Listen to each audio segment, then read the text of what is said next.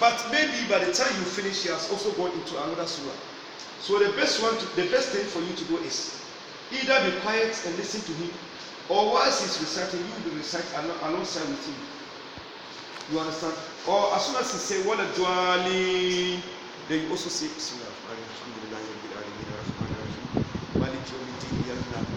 maybe by the time you reach what a dwali, he has gone into a surah and has even said maybe verse 3.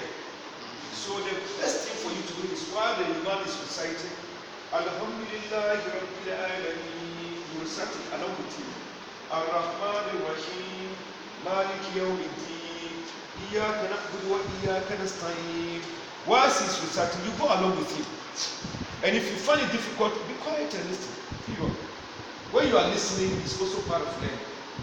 Yes, I hope that answers your question. Yes. The one that will be much better for you, because if you wait for him to finish, now if you want to start, if you want to start your own, Alhamdulillah Rabbil Alameen. No, not that. Like he said, Alhamdulillah Rabbil Alameen. He's done before you say yours, or once you say it, you also say it. You don't do it that way. Alhamdulillah Rabbil Alameen, then you also say Alhamdulillah. No. While he's saying Alhamdulillah Rabbil Alameen, you say it along with him. Or you wait until when he finish. While he's saying Ameen, then you can also start. You know, Alhamdulillah Rabbil Alameen,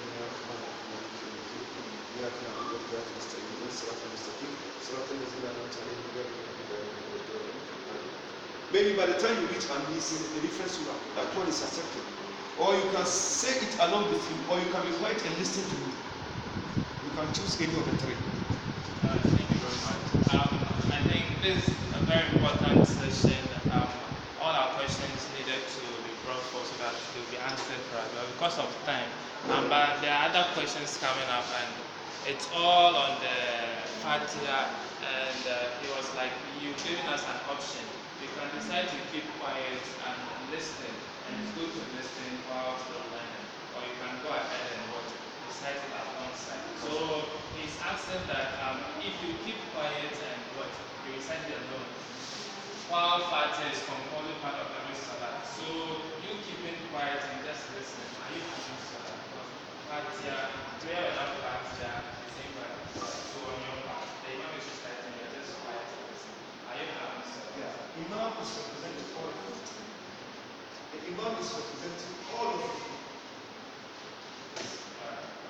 Thank you very much. So the very last question has to do with there's a saying which goes when you go to Rome, do what the Romans do. And most of us have been to Roman schools and gone to churches and all. So the question is it good for a believer in Muslim to go to church?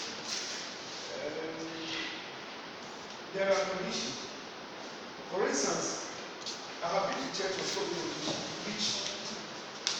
Okay? To preach to the Christians. Sometimes they themselves will invite me to come and tell them what is Islam. Alright? And during the 2012 election, I was invited to speak at the Mission of Nations Church in Accra, a congregation of about 2,000 Christians. I was invited to speak on peace. And you know, it's an opportunity that I found that Islam is peace. And it is time for election. And if you are talking about violence, then the Muslims are more violent than everybody in the election when it comes to violence. Go to Zongo, Lima, Bangodi, you know. So they invited me to speak on peace. And I found it that if they are doing their program and I give them 50 million that they should offer me 30 minutes to speak about Quran and Muhammad, they will not accept me. But this is an opportunity that they have invited me to come and speak about peace. So I find it as an opportunity to come and tell the Christians what is Islam. Islam is peace. So I was invited in the church and I stood in front of about 2,000 Christians. And I gave them the history of the formation of Mecca, because it is the only land of peace today. When you say Jerusalem, in the Hebrew word Jeru means land, Salam means peace. Jerusalem, please, How many of you are aware of Jerusalem, Israel? Do you call it the land of peace? No. Since 1948, every day there has to be an explosion of bomb in Israel today. So you don't call it the land of peace.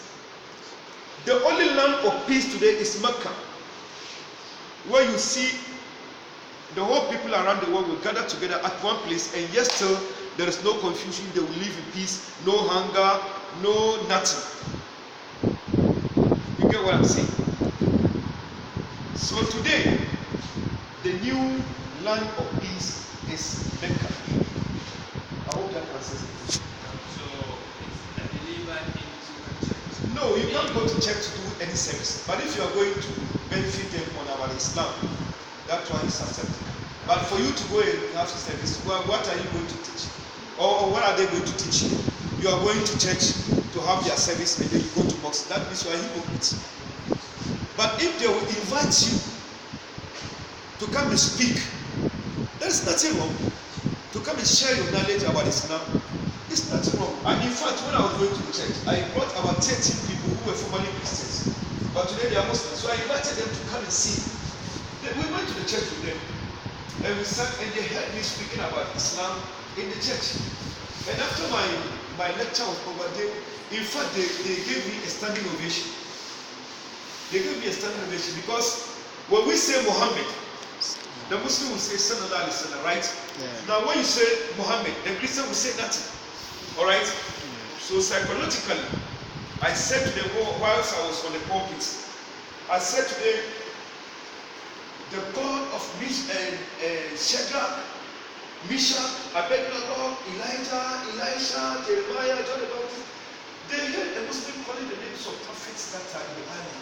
So as soon as I mentioned prophets in the Bible, they will start shouting, Shadrach, Meshach, Abednego, Elijah, and they started shouting, Jeremiah, Isaiah, Jewish prophet, biblical prophet, a Muslim is testifying, calling their names. So whilst I was calling their names, Shadrach, Meshach, Abednego, Elijah, Elisha, Jeremiah, Isaiah, John the Baptist, I mentioned about 30. And when I finished, I said, and including the big five, consisting of Noah, Abraham, our dear Moses, our beloved Jesus Christ, and the last of all of them, Prophet Muhammad. They shouted and they all stood on standing ovation. And that shouting, if they knew how, if they could have said Sallallahu Alaihi Wasallam, they could have said it. But they don't know how to say Sallallahu Alaihi Wasallam, so they all stood up and started to clap. The clapping is equivalent to Sallallahu Alaihi Wasallam, because I mentioned about 30 of their prophets and they were shouting. So why would they not shout if I mention one of my prophets? You see, in religion there is psychology. You can psychologically introduce Muhammad in the congregation of Christians. But for you to go and have a church service, why? Which church service? The best service is possible. Yes.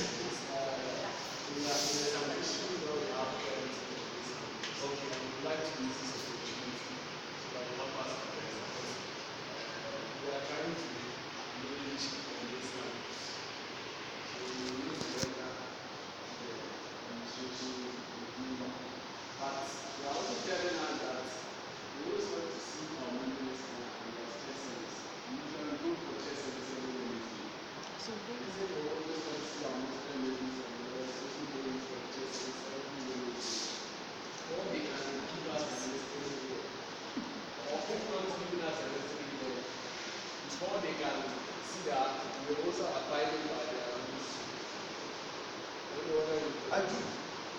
So if we know that now we are serious about that, then now we need to give us a serious attention. Then we are now, as executive now, we have to talk to our members that start doing the checks together. No, I'm afraid.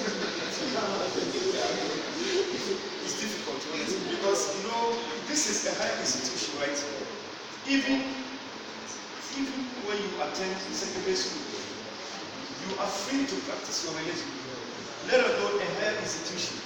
So now the condition is fine. You want me to come to the church? I'll come. On Friday, I'll also go to the mosque. Will you go to the mosque? You see, in the Quran, They once asked Prophet Muhammad the same thing.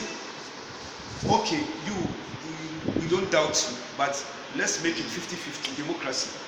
And we will come and worship your Allah small, and you also come and worship our Hubal small. And then Allah says to him, Lakum dinukum waliyadi. No.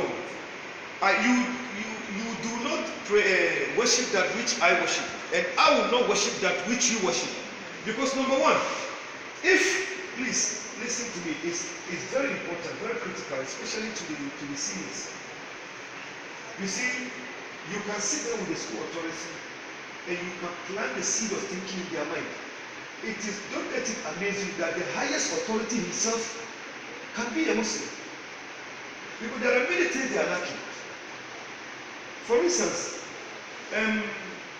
if I were you, I would say to them, sir, I don't have problem coming to the church, but I have problem if you worship Jesus.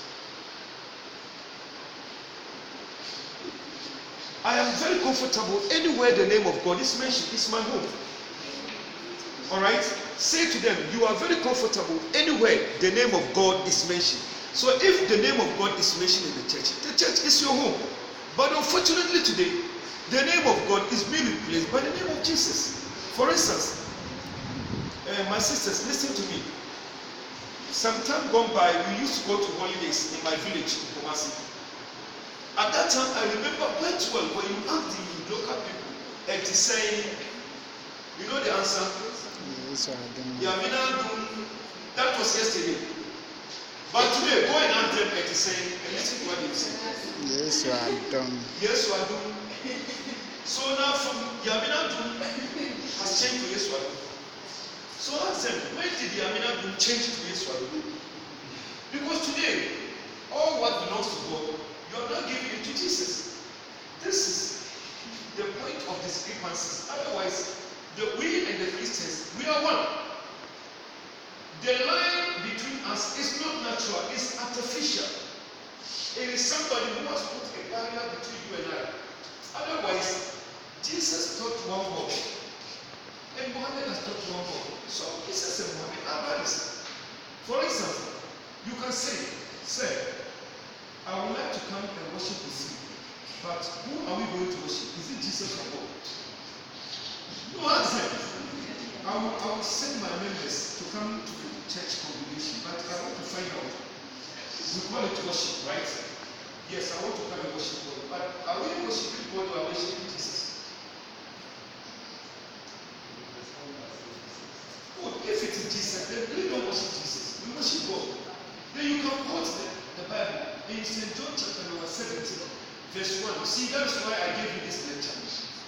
Because you cannot have a fruitful conversation with Christians if you don't know nothing about their own. Now, they know that you don't know the Bible, but they don't know the Bible. So if you quote, it is like a challenge. This man, I asked him to come to my church. Now he's giving me a quotation from about what to read. So you ask him, say, the book St. John, chapter 3, verse 16. Everybody knows the quotation. Is there anybody who don't know John 3:16? No. Even last 3 years, it was a political song. John 3:16. Don't you remember? Now read what it says. For God so loved the world. That is, He gave His only begotten Son. Okay. Please be quiet. For God so loved the world that He gave His only. Please now tell them to check the Bible if they will see the word begotten. Check it for me. John 3:16. Check it for me if begotten is there.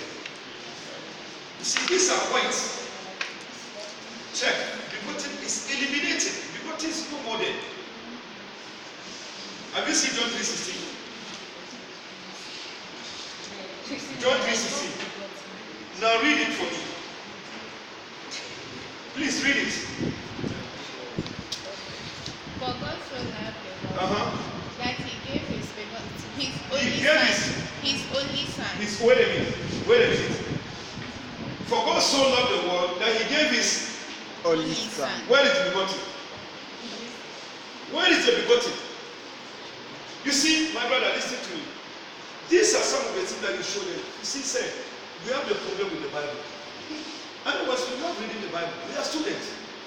Now, we are for that. Like, for instance, you can give them the King James Version. It says, for God so loved the world that he gave his only begotten Son. But I haven't seen begotten here. Show it to himself. What is the begotten? Maybe he himself don't know they have taken it away because begotten is an animal nature and animal function of sex. When an animal and an animal meets cohabit, what they produce is begotten. Man and a female cohabit is what we call sex. But animal and animal is begotten. Do you attribute this to God? An animal nature of sex to God? Why? Who told you to remove it? Did somebody pay you to remove it? Now where is begotten? I have many more such examples for you. That if you sit down with them and then tell them that it is not a church that you don't want to come. But the problem you have with the Bible itself, you start to show them some of the discrepancies. For instance, I don't have enough time, but the next time I come, I will teach you the contradictions in the Bible. In fact, there is a place that says God is only the God of Israel. But the Quran says Rabbil Alameen. See, these are the reasons why you are not comfortable going to church. And please don't make that mistake. Don't make that mistake to convince you to go to church. Stand on your right. You are a student of a higher institution. What we call education is to come and expose you into knowledge, but not to force you. To come and give you the opportunity to assess between this and this, which one is right and which one is wrong. That is your right. Their duty is to give you the knowledge to distinguish between the right and the wrong. Not to force you to do something that you are not comfortable with. So please, that's why they don't make a mistake. Sit down and dialogue with them in a peaceful way. That you are comfortable if you come to church. But you are not comfortable if you come and sit down and then you are worshiping Jesus. Jesus is a human being who has never authorized anybody to worship him. Or if there is anywhere in the Bible where Jesus ordered anybody to worship him, you won't receive. So these are reasons why you don't want to go to the church. Otherwise, you are one with the Christians, we are one family, we are friends, we are together. But this is the reason why we don't want to go to the church, because only God deserves to worship. But you worship Jesus, and they will agree that they worship Jesus. Some of them will agree that Jesus is God, but Jesus is not God, he's a servant of God. Some of them agree that Jesus is not God, but he's yet part of God. Trinity, God the Father, God the Son, God the Holy Ghost. And this Trinity is only to be found in the King James. You can't find it here. You see, these are things, inshallah, with time, I'll teach you all these things to give you a strength of guide. So that tomorrow when you meet some elderly man in Christendom, you can educate him himself. Like, look, sir, I will come to the church tomorrow if you want me to. But sir, will you also come to the mosque with me? And then let's do Allah Akbar together. Do you know Jesus did Salat? Do you know? Where in the quotation will you find it in the Bible? May Allah bless you. So these are the things that you should learn. Matthew 26, verse 39. Salat is in the Bible. So maybe it is they who don't know. So you can gradually and psychologically educate them yourself. But don't make a mistake. Allow them to woo you into the church. When they will not come to the mosque and pray Allah Akbar with you. Or will they? No. Will they come and join you in the mosque? No. Then why will you join them in the church? My sisters and my brothers, you are independent. You are students of higher institution. If you find it difficult, write a letter. I'll take it to the necessary authorities in Accra. If they want an official letter, we are living in Accra. I know all the links. I can work it out for you to be given an official invitation, official letter that you can invite anybody to come and preach in your school. If that is what you want, I will do it for you. But please, don't let them woo you in the church. Please. Thank you, Brother. Allah bless you. May we have another opportunity to have so that we get more of this. last question. This is supposed to be an extended question, but because of our time, we'll have other things to cover. Please, next time try and come early. A sister was asking, or she's asking that there was a friend at SHS. He was a Muslim, but he went back to Christianity simply because he thought Jesus had been mentioned more times, 25 times against Rasulullah who has been mentioned 5 times again. And so he doesn't understand why it should be so.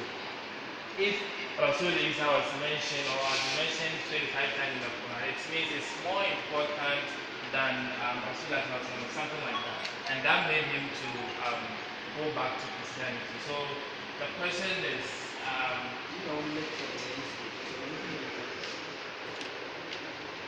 Go ahead, sir. yeah, the question is, what is the fate of that guy? What was wrong? Is it true that yes, Jesus is more important than Muhammad or something? What made him to go? Okay. It's a very good question. Now, in the Quran, Moses is mentioned more than any other prophet. What about that? If he says Jesus is mentioned 25 times than that of Muhammad 4 times, so that means Jesus is more important than Muhammad, right? Yeah. Now, Moses is mentioned more than any other prophet. What about that? Is Moses also important than Jesus? You see, for Jesus to be mentioned 25 times, justify that Muhammad is sent from God. And the reason why Jesus is mentioned more than Muhammad, let me tell you something. The name Muhammad, God himself respects that name. Look, as I quoted earlier on, God will call you straight with your name. وَوَهَبِ اللَّهُ إِسْحَاقَ وَيَعْقُوبَ كُلًّا هَدَيْنَا وَنُوحًا هَدَيْنَا مِنْ قَبْلِ وَمِنْ ذُرِّيَّتِهِ دَاوُودَ وَسُلَيْمَانَ وَيُوسُفَ وَمُوسَى وَهَارُونَ وَكَذَلِكَ نَجْزِي الْمُحْسِنِينَ وَزَكَرِيَّا وَيَحْيَى وَعِيسَى وَإِلْيَاسَ كُلٌّ مِنَ الصَّالِحِينَ وَإِسْمَاعِيلَ وَالْيَسَعَ وَيُونُسَ وَلُوطًا. Names of prophets are mentioned, but if the name of Muhammad is mentioned, Allah will have to respect the name. He doesn't call his name straight, except when he's making a statement. For instance, وَمَا مُحَمَّدٌ إِلَّا رَسُولٌ. Muhammad is but a messenger. But for him to mention the name Muhammad straight, no, God himself respect the name of Muhammad. He will call him Ya Rasulullah, Ya Ayyuhan Nabi, Ya Ayyuhan Rasul. But for him to say Muhammad, the only time the name Muhammad is mentioned is when God is making a statement. But for him to mention straight like he's mentioned Isa, Musa, Ibrahim, no, God don't say that. God himself respects the name of Muhammad. And when Muhammad has mentioned the name, or the Quran has mentioned the name of Jesus 25 times, then you go and read the Bible. What did the Bible say that Muhammad will do exactly? What Muhammad has done is what exactly the Bible said Muhammad will do. Because the Bible says, now I go to him who sent me. John chapter 14 verse 16. But none of you ask me, where are you going? But because I have said this thing unto you, sorrow has filled your heart. Nevertheless, I tell you the truth. It is for your own advantage that I, Jesus, go away. For if I do not go away, the Comforter will not come. But when I depart, I will send him unto you. But when he is come, he will convince the world of sin, of righteousness, and of judgment. Of sin, because they do not believe on me, Jesus. Of righteousness, because I go to my Father. Of judgment, because the prince of this world is judged. I, Jesus, has many things to say to you, but you cannot bear it now. Wait, when he, the Spirit of truth, is come, he will guide you into all truth. For he is not going to speak on his own authority. Whatsoever he will hear, he will tell you.